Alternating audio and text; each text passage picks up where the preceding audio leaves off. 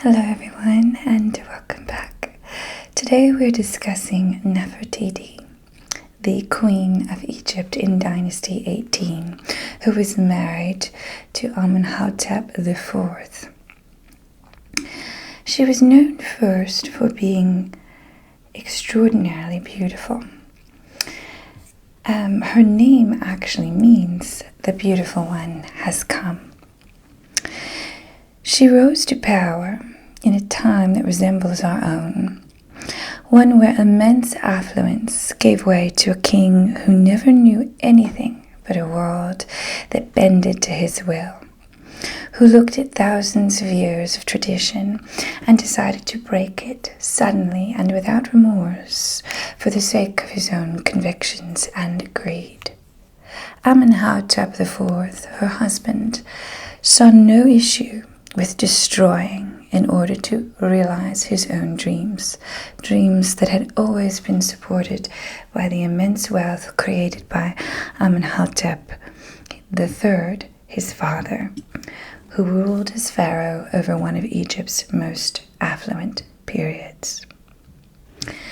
Nefertiti is an extraordinary character because she lived and married Amenhotep IV, lived through a period of incredible disruption to Egypt's culture, to its system of priests and priestesses, and to its economic backbone, as Amenhotep IV transitioned Egypt from a polytheistic culture to a monotheistic one. The people of Egypt followed this transition, but following Amenhotep's death, there was immense backlash on what he had done.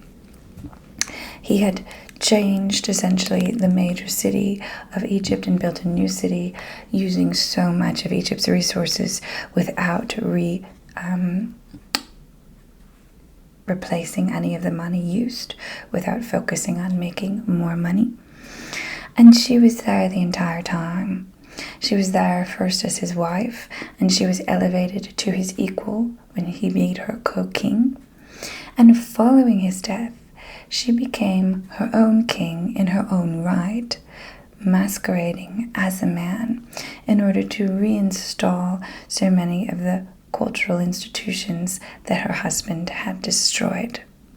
So she's fascinating for that reason, that she stood by her husband as he destroyed things, as was her only option, given that she could be replaced immediately by any host of women in a harem. But when she was elevated to co-king, she became the person who went out and spoke for the pharaoh, who went out and spoke for him, who maintained diplomatic ties when he became more and more interested in his religious fanaticism. And following his death, she completely rejected what he had put in place with the intention of restoring Egypt. She also helped to install King Tut, who may have been her grandson, in a position of power, which would have made her the only Egyptian queen capable of putting one of her own offspring into the position of king following her death.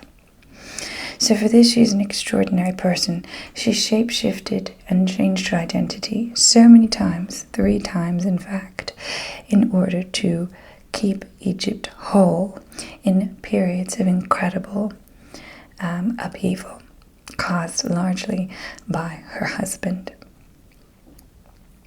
And so we'll begin her story with King Amenhotep III, the great affluent leader under whose rule she would have grown up.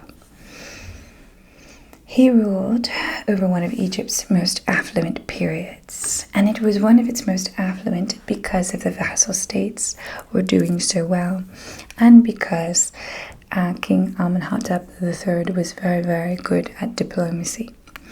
And we know this due to letters discovered in the late 1800s.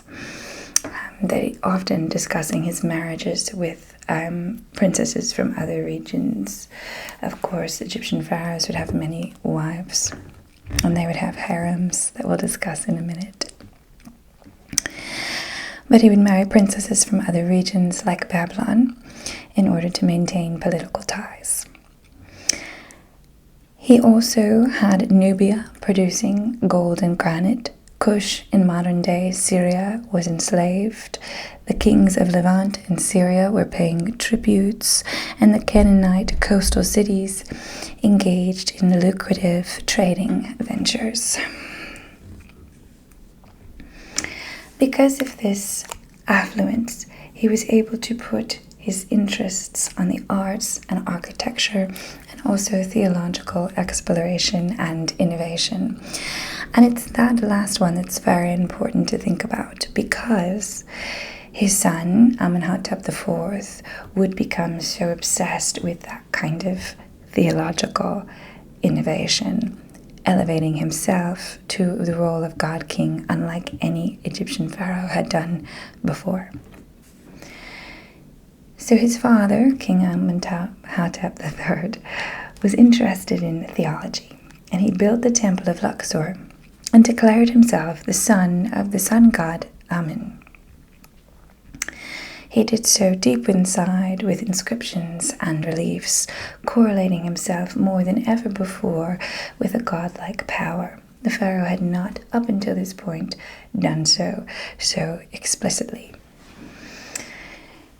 Amen was considered the god of the sun and air, and in the new kingdom rose to extreme prominence as the self-created one, or king of the gods, who created all things, including himself.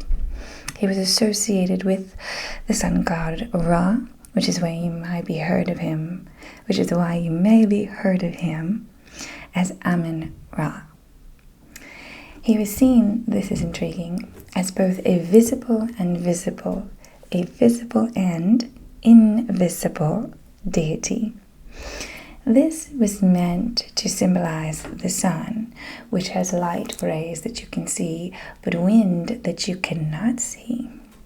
And this is why he is seen as both visible and invisible. A very, very powerful deity in that way. In Amen, the most important aspects of both Ra and Atum, who is the old kingdom's creator of all things, associated with the evening sun, were combined to establish an all-encompassing deity whose aspects encompass literally all facets of creation. And so Amenhotep III was doing this in his temple of Luxor. So you can see already that there's a kind of consolidation of godly power, taking power from multiple gods and bringing it into the body of one. And its use was for the pharaoh's power, right? It wasn't any great theological innovation. It was to consolidate power onto one man, to associate one man with a very strong single deity. Okay. This transition from polytheism to monotheism will also see an elevated interest in the power of the pharaoh. So the merging of several gods onto one sees the beginnings of monotheism and Egypt. This declaration that he is the son of Amen is reestablishing the divinity of the pharaoh. And this was also influenced by Amenhotep's incredible jubilees, or seds. And these were festivals that were held on the 30th year of a pharaoh's reign and every 3 or 4 years following that 30th year. And these were meant to reestablish again the divinity of the king, to show the people his divine presence and divine use, And of course, the use of the pharaoh was to ensure that the sun rose every day. He was to intervene on behalf of the people, to ensure that the Nile flooded so that agriculture would flourish, to ensure connection between the people and the gods and the divine realm. And so this was meant to show Egypt's affluence, but also the grand power of the divine king. And his jubilees were known for being extraordinarily excessive representations of Egyptian affluence at the time. He considered himself, Amenhotep III did, Egypt's dazzling sun and a physical emanation of light on earth. We will now transition to the children of Amenhotep III. He had many, probably 50 to 100, and they would be born in a harem. Now, Egyptian harems are really interesting, and I'll talk about them briefly, and I'll show a picture on the side. But they were often attached to royal palaces. They were mud brick structures that were kind of with whitewashed walls, kind of polychrome decoration and embellished floors. So they're very beautiful. They had courtyards that were open to the sun with fig trees and birds and monkeys and fish in pools. They were really quite idyllic. And they would have accompanying nurseries where the children would be raised. And the male officials would work there to ensure the economic viability of the harems by administering to land around it, where they would grow grain, which was a form of money, and flax and other seeds and crops. And some women would work at harem crafts, like making linen fabric out of loom, and its purpose, of course, was to bring pharaohs as many heirs as possible to ensure the stability of the kingship. And so the pharaohs would visit these, and they would show their kind of prowess and their fertility in these harems and trying to produce as many children as possible, which was, of course, intended to increase the likelihood of producing a male heir. There would then be, of course, the great royal wife, which is considered the main wife. And for King Amenhotep III, it was Tiy, T-O-I-Y, Tiy, the great royal wife. So there'd be the great royal wife, and then there'd be the harem of women. And these harems could be quite incestuous, as you'll see with King Hatep IV. So he had many children. But there were two sons that were most important, born to the great royal wife, Tiy. It was Thutmose and Amenhotep IV. Amenhotep IV was not intended to be king, and he was not raised to be so. He was not prepared, but kind of put off into the corner. And he showed some interest in religious work, much like his father, who's interested, of course, in the sun god. He watched very carefully his father's attention to solarism, or the study of the sun and light. And like the priests, he was interested in the mysteries of the sun's movements, of death and rebirth, of fertility. It is likely that he received some sort of priestly training of some kind, and that if Thutmose had survived and become the pharaoh, that Amenhotep would have probably been a priest of some sort. But when Thutmose died, and Thutmose did die, bringing Amenhotep into an unlikely position of having to rule, he was unprepared, and so he was named co-regent, essentially ruling alongside his father for a period of years until his father died, and in his 30s he became pharaoh. And because he was so much older, he was not open to the influence of the elders there. He was very, very much determined and strengthened by his own ideas, he had that kind of hubris. From being so wealthy, from spending so much time studying and doing really whatever he wanted without the pressure of becoming pharaoh. And so he had rather religiously fanatical ideas that were supported by his lifestyle and by the affluence of Egypt. There was actually a temple that his father gifted him to show you how extreme his wealth was, and I'll read about it for a moment. I have the page numbers here, 165. This is a depiction of a temple that he was gifted, which is just by his father, which is just so affluent. And if you think about the amount of enslaved labor required to create these, it's extraordinary. Anyway.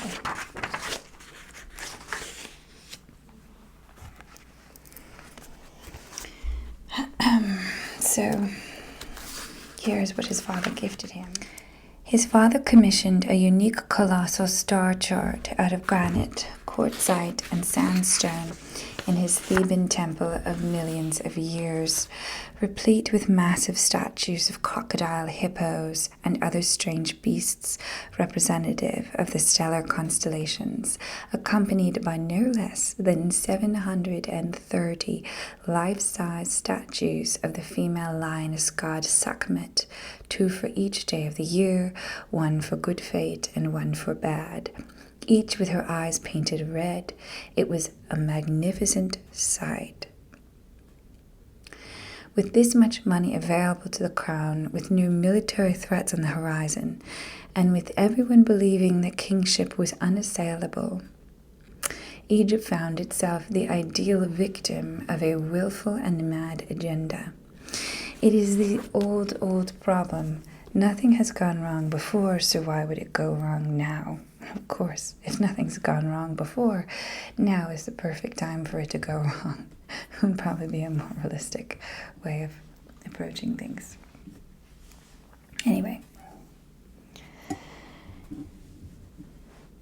Egypt as a civilization and as a culture, by the time he came to power, had already been thousands of years old. And everyone believed that he would just maintain the same rituals as chief priest, intercede with the different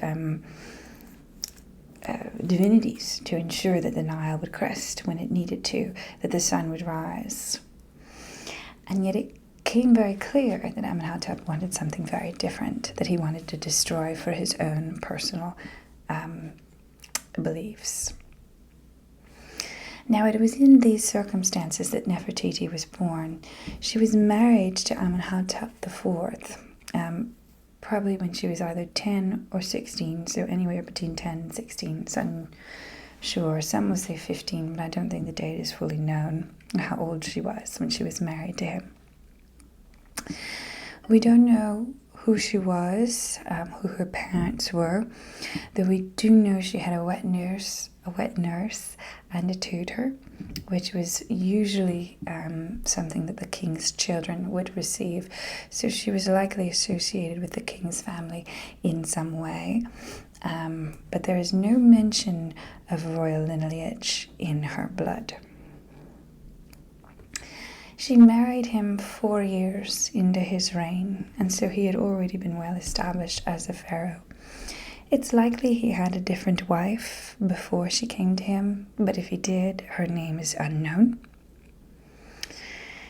She was taught, being raised in Egyptian court, submission to authoritarian rule, so she would understand when to lower her eyes in grace, when to stop talking, when to accept and move on, and how to subtly influence using her feminine powers of submission and beauty. It was a year after her marriage that she would give birth to Meritaten, a daughter. She was given under Amenhotep visibility like no queen had ever been given before. And she was given new reliefs and statuary, and Thutmose, the famous artist, of Dynasty 18 is credited with one of the most famous depictions of Nefertiti that has become so popular and recognizable probably by everyone, that really showed off her extraordinary beauty. So she had so many different reliefs and statues built of her. And she was very much depicted on equal standing with her husband. Oftentimes she was the same height. Sometimes even her hat would be taller than he was. And they were so often depicted together in unity, either kissing on the lips or she would be sitting on his lap. And so there was a lot of sexual honesty in those depictions that resembled those of the gods. Her name, Nefertiti, comes from the Hathoric tradition, from the goddess Hathor, the golden goddess. She acted as a partner to the sun god. She was the eye and daughter of the sun god. And so, as the goddess of air and fertility, she worked to connect the sun and the sky.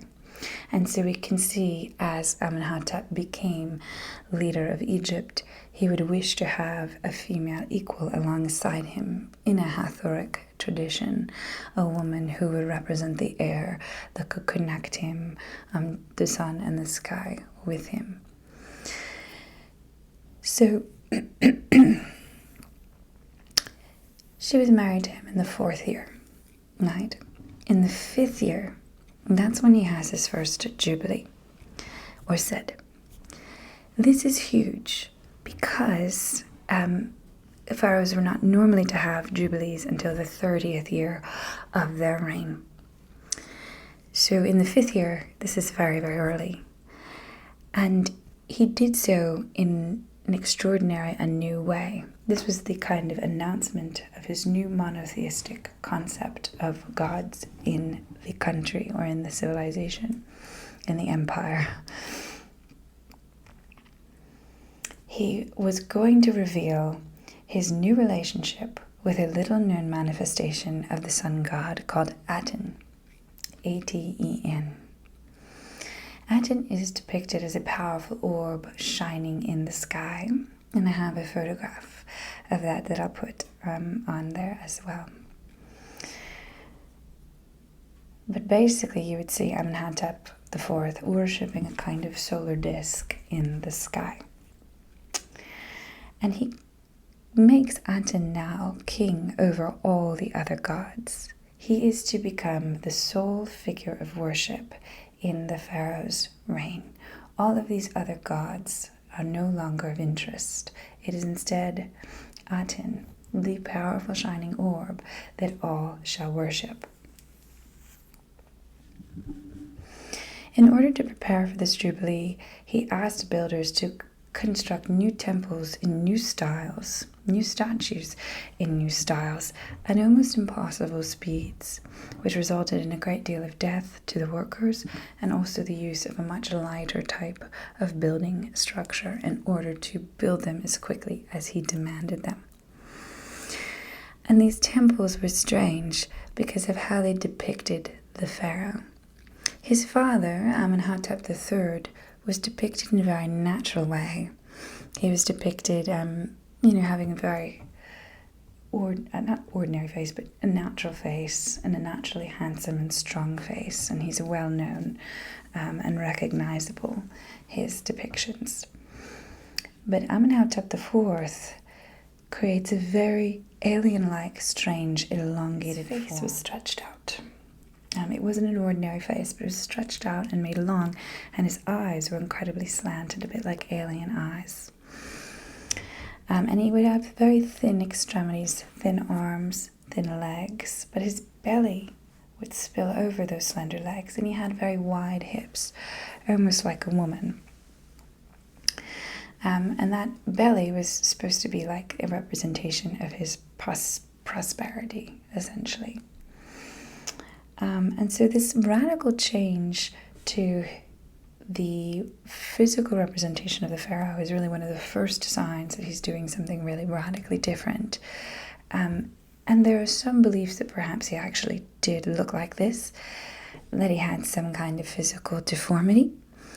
But his mummy suggests otherwise. His mummy had no physical deformities like this. So it's clear that he was remaking himself in image for some sort of marketing reason, essentially, a theological marketing reason. And so the theory is that he was attempting to show himself as both animal and human, male and female. He was essentially trying to depict everything that solar light creates, and light is the force of creation, right? It is what brings everything to be. And so everything that the solar light can create would be combined in his body, because his body is the manifestation of Aten, the solar light. His body is the manifestation of the solar orb. He is co-ruling with a solar orb, right? He's not just a ruler guiding as a connection between the divine realm and the human, as the pharaoh was before. He's literally a co-ruler with a divine entity.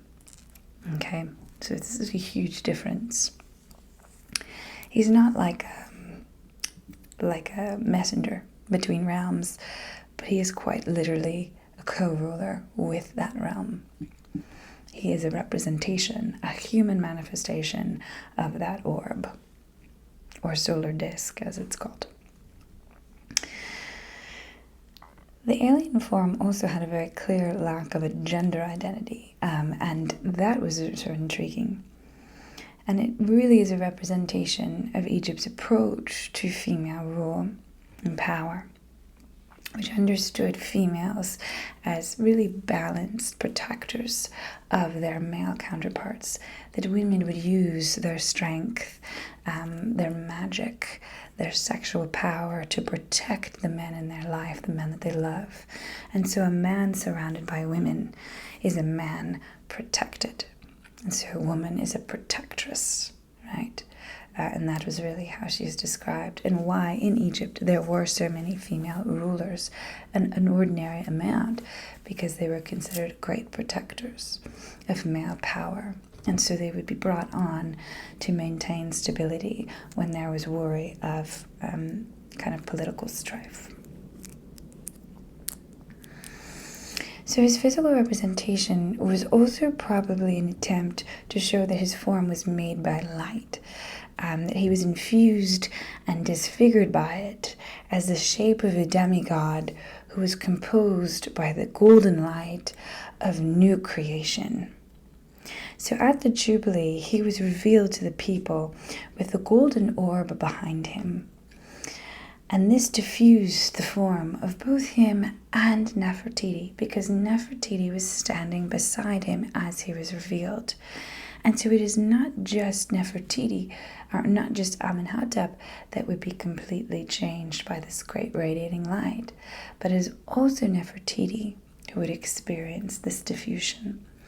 And so when she was first seen, she was seen as equally connected to this shining orb, connected to Aten as her husband. And so in that way, she was equal with him. And her own depictions in reliefs was oftentimes also elongated. Her face was made long and her body strange in the same way as her husband. Now the queen, through this monotheistic pull, is now more powerful than any queen has ever been before, because she is so associated as a partner, as a divine female counterpart to her husband. Because of that, she was offered so much more visibility than any other pharaoh ever was, or queen ever was. She had her own temple of worship at Kom El Nana, which was renamed the Sunshade of Aten for her. And she was depicted there without the king, so she was alone, and with her young daughter, showing her importance as the conceiver of solar divine children. And her young daughter's name was, of course, a very important name, Meritaten. So she's depicted in that temple with her daughter Meritaten. And this is important because it also predicts when she becomes king. She actually has women surrounding her, the same as any male king would, because when she becomes king, she really takes on a male form and masquerades herself as male. It is her daughter, Meritaten, who stands beside her. And so her daughter becomes her great royal wife when she rules as king, which to me is the most beautiful image, a mother and a daughter ruling over a country together as man and wife. Is a really exceptional idea. So Meritaten is very important, very, very important, even though she has kind of a tough life. Now this transition to a monotheistic religion, of course, saw some pushback and anxiety, particularly from priests who would have had a lot of economic power. And they managed these temples which would worship the great polytheistic gods of Egypt and had done so for so long. And these gods were essential towards getting into the divine afterlife. So these people would be very suspicious of a sudden change to a belief system that had been built over thousands of years. Amenhotep responded to that anxiety by completely abandoning Thebes, by completely abandoning the cities, the great cities of Egypt, and changing his name primarily, this is the biggest move, to Akhenaten. And Akhenaten would mean one who is beneficial to the Aten. So essentially it is a name entirely based on serving this orb. And it was a response to those priests who contested his orders to move to a monotheistic religion, to abandon these temples. So he left the established cities that his father had worked so hard to build, and he went to Middle Egypt to found his own new capital city named Akhetaten. And Akhetaten, or the horizon of the Aten, made the king and the city one entity. So you now have the king co-ruling with the king of the gods, depicted as this great orb. And you now have him ruling in a city named after him, and he is named after the god. So you now have an association between man and city. It is not about Egypt anymore. It is about the man, the pharaoh above Egypt, because all that Egypt was has now been rejected by this man who can do whatever he wants because he has all the affluence and power to do so. In a society that is so subservient, it would never rise up violently against a pharaoh. So here the king rules in this city called Akhetaten alongside his solar orb. So here he is with his solar orb, and Nefertiti is there as well. So this new holy city was built quickly with so much enslaved labor, and there actually was mass graves discovered there with the bodies of children, thousands of children. And studying their bodies showed massive traumas to their bodies, growth deficiencies, malnutrition, deformities caused by labor at a young age before the body had fully grown. So there was essentially a graveyard of children who were forced to build this new city, now called Tel El Amarna. Tel El Amarna. I don't know how to pronounce that, but that's what it's now called. But at the time it was Akhetaten, after Akhenaten. Akhetaten after Akhenaten. There you go. And it was also built of those weaker stones, so less likely to survive the test of time. But the money that would normally go to those old temples was now diverted to this new city. So it essentially decimated all the polytheistic temples that had been maintained for so long, even under his father's reign. Now, Nefertiti became politically powerful at this time, likely because she was one of the few people that her husband, who was a little bit extreme, could trust. And her life depended on him, right? She was a loyal queen dedicated to her husband's success. Images depict her as her husband's height. Sometimes the crowns depict her as taller. She was queen for 7 to 8 years. She birthed daughters that her husband would then marry and have children with. So it's a bit incestuous. But that's what he would do. 2 of her daughters would actually be elevated to the position of great royal wife. And now if they were elevated to the position of great royal wife, we have to ask, where did Nefertiti go? Because after 7 to 8 years, Nefertiti essentially disappears. There are other women like Kia, a woman from the harem, who appeared and had her own estates with agricultural production made in her name. She was in some reliefs, although later she was erased and it was replaced with Meritaten. Kia's name was replaced with Meritaten, which often happens, that there are reliefs of people and their names are scratched out and replaced with other names. And so there is belief that Nefertiti may have fallen out of favor and essentially disappeared entirely, replaced by harem women and her own daughters. But there is a different theory, and this one is highly likely, which is that she was elevated to the position of co-king. So essentially she lost her feminine status and became a king alongside Akhenaten. And there's a lot of information to suggest this, particularly images depicting a kind of double king, so a king behind the king, which is likely Nefertiti. This new co-king had a name that also included the name Nefertiti, which also suggests that she was in fact elevated out of the position of great royal wife and moved to co-king about 8 years into his reign. So her new name, and I'm going to mess it up, her new name was Nefertiti.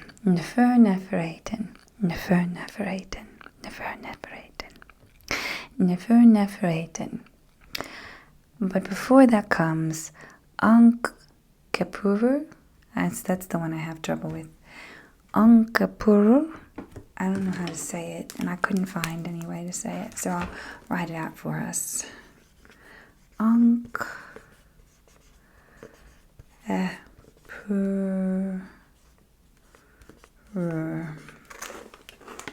It's right here, Ankh-Kapuru. I don't know if you can read that, Ankh-Kapuru. It's Ankhkheperur, and then Nefertiti.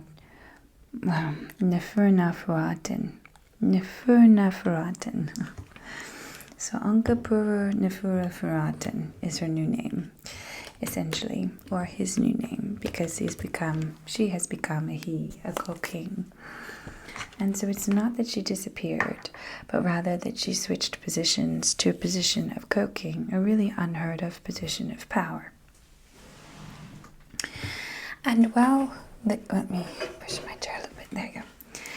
And while she was elevated to king, her husband, who's not really her husband anymore, but rather her co-king, is very strange, and he's kind of staying inside and fiddling around with his, little orb, while she is becoming the face of the kingdom, watching over the administration of Egypt, while Akhenaten was really just concerned with theology. So things were not going well. Obviously, they were spending all of this money on the construction of new cities, and so much of the old world that people still believed in, you don't just shut off that, was being neglected. And as happened, this highly suspicious, superstitious people, 2 daughters die in year 13 of his rule. The great mother of Akhenaten, Tai, dies as well. And politically, Egypt loses its northernmost territories in Syria. Another unfortunate event is a solar eclipse, which causes the sun to disappear for like 6 minutes. And though this happens something like every 375 years or something, I can't remember the exact date, but this happens frequently, it's not enough for the Egyptians to have memory of this previous solar eclipse, so they haven't traced that cycle. So it just feels like an absence of the sun. And for a man who has spent his entire time getting everything together around the sun god, the fact that the sun disappears for 6 minutes, it's pretty catastrophic in this eclipse. That, the loss of the Syrian territories, the death of daughters, and the death of the mother, all suggest that they have done something terrible to anger Aten. And so Akhenaten reacts in a frenzy of violence and thinks that this is largely because Aten is not being worshipped enough, and that Egypt is continuing to worship these polytheistic gods. And this is the reason for the loss of the Syrian territories, for the death of his daughters, for this eclipse that took the sun away for so long. I mean, the signs are there, no? And so he began a reign of terror, essentially. He remade all the Egyptian temples in his image. He sent people to destroy images of gods, even small kind of objects that citizens would hold were destroyed, which shows how incredibly large this intent was to destroy everything in sight. Now, Manetho wrote about this event, so I'll read about it. He's a writer. He wrote about this history, essentially.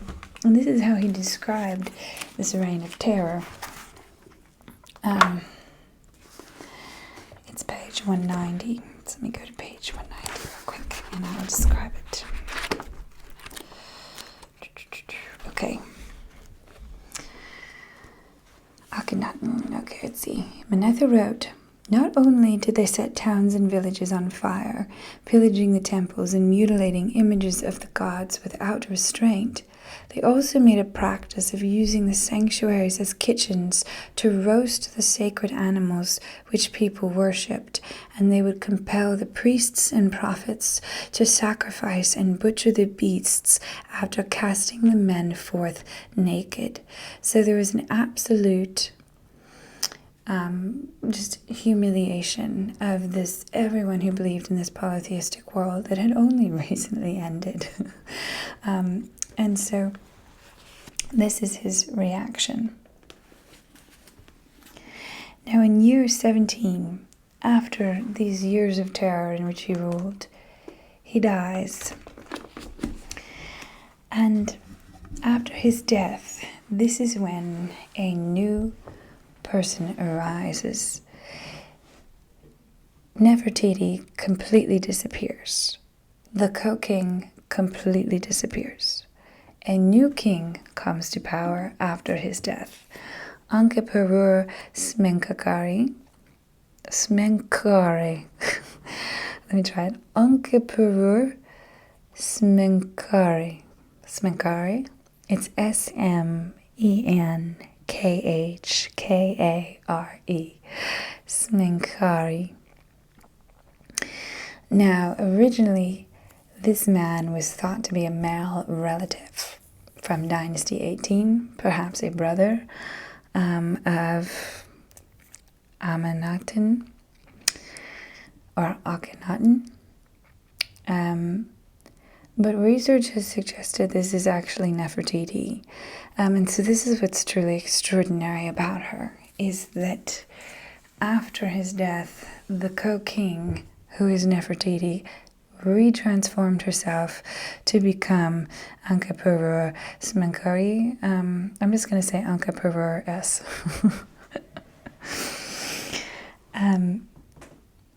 And there are some who would argue against this, and they say this can't be Nefertiti because in the reliefs of this king, Meritaten stands beside her as the great royal wife, and it would be impossible for a woman to have a female harem it would be impossible for a woman to have a wife or to consummate a relationship in that way.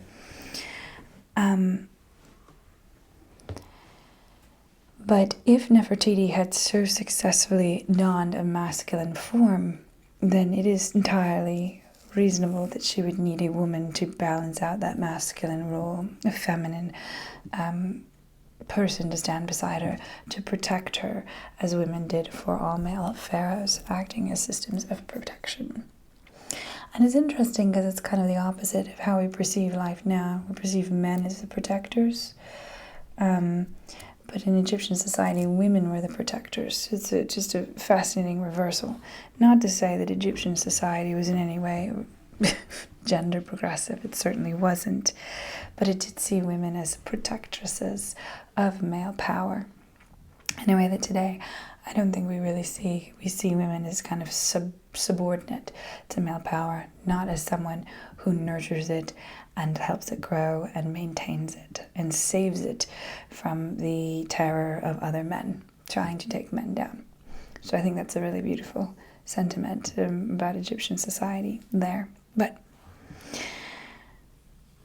this king found himself facing a country in complete financial ruin, devastated by excessive spending. And this king's first choice, was to abandon Akhenaten completely, abandon this new city. It's actually, the buildings are bricked up as if someone left very quickly and was thinking about returning. They're like literally bricked up. They're like, bye. And this is Nefertiti. It's most likely that this was Nefertiti, that this was the wife that was married to him as a teenager, as a very young girl, and watched him destroy her country that she grew up in, watched silently, became co-king through who knows what manipulation, becomes co-king, watches him destroy the country even further after these devastating events, which no doubt she felt as terribly as he did. And then, after that, after his death, she just puts everything back together. It's like she was watching him tear things apart and just going, gotta let him do it. And then the second that it was over, that he was dead, she's just like, we're gonna start rebuilding. And so she abandons this world that he created, Akhenaten. She abandons her home. She abandons everything he did. She bricked up those new temples. And then she went back to the old capital cities and began rebuilding them, reinstalling statues of gods like Amen, Mut, and Khonsu. And as she did this, she then took interest in a son, Tutankhamun. We know him as Tutankhamun, right? The famous pharaoh who is famous largely for his tomb that was discovered in near perfect condition, King Tut, essentially. She found King Tut, I think the most famous pharaoh, entirely because of how well preserved his mummy was and how well preserved his tomb was. We don't really know that much about his actual rule, a very short rule at that, but we do know so much about his remains. So it's just what makes him so famous. He's a famous mummy, maybe a famous mummy more than a famous pharaoh. King Tut is. But she looked at this young boy of 7 or 8 and she began grooming him to serve in her stead. And it is likely that this was her grandson, because he was born out of incest. They actually tested his mummy and found that he was marked for incest. And so it's likely that Akhenaten had a child with one of his daughters, who was like Meritaten, was one of Nefertiti's daughters, and so that would make him her grandchild. And so essentially she chose this boy of 7 or 8, who was her grandchild most likely, or at least a stepson, to serve as pharaoh after her death. And she did not live long before she could reinstate all of these priests to their old positions before she could refill the coffers of Egypt, she unfortunately did pass away, only a few years into her reign. And Tutankhamun would follow her, the son or the grandson that she had groomed. And so it's a beautiful kind of matriarchy, but it's so peculiar because she was in the form of a man the entire time. So she became a man, essentially, disguising herself as a king, ruled alongside her daughter and her grandson, if we are to believe those genetic connections. So she would be the only Egyptian queen capable of passing on her rule to her own child or grandchild. And this means that he was trained by her. He was looked to her for guidance, not to the father, but to her. And that's a super, super important thing.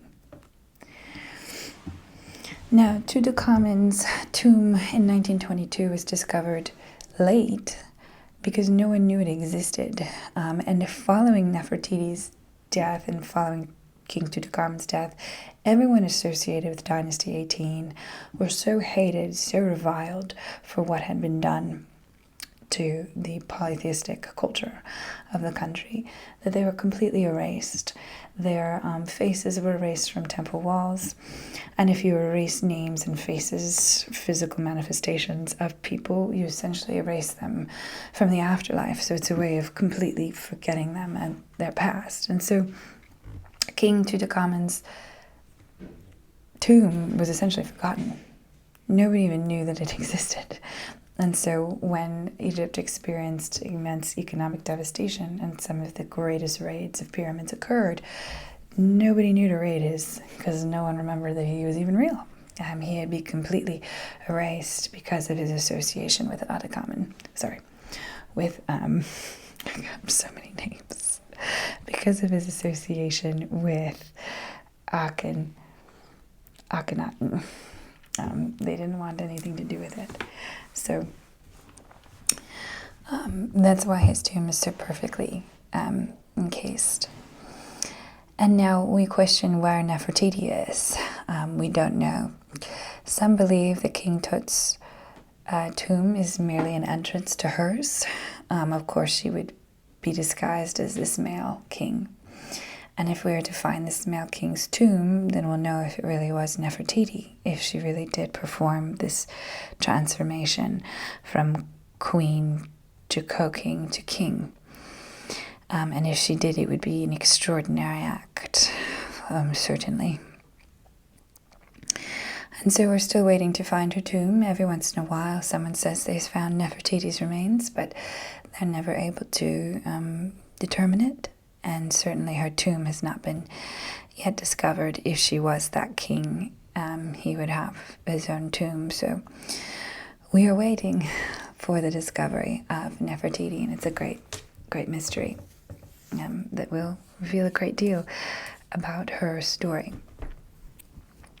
That King Tut may be only an entrance to a much greater palatial burying place, and one we have yet to discover. So anyway, that was a little bit about Nefertiti.